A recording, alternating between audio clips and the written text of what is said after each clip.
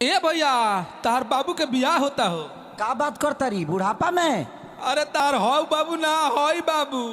का बाबू बाबू बाबू ए बाबू आओ ना। अरे ई त हमर मजनुआ हो। अरे भाग जो ना त तहरा के मुआ दिहे सोन। ए बाबू बाबू बाबू आओ ना। हाँ बहुते प्यारी करी ले जानू देख ल सीना फाड़ के अबू ना तो मर जाइब दो तवे चियार के। बाबू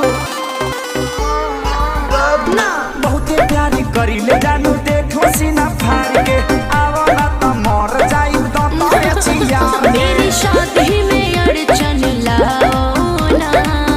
बाबू बाबू अरे का हो? भाई जी थोड़ा धीरे मारिए ना, अभी ताजा ताजा वैक्सीन लिए हैं, बहुत घाव लग रहा है। कुकुर ले खडाट के भगाओ ना। जाओ ना। ए बाबू बहरिया वो ना। अरे जाओ ना। ए बाबू बहरिया वो ना। अरे साफे थुथुर हवा का। अरे जा ना। अरे सब मार के मुआ दी है। अरे काहे नहीं खो समझत। अरे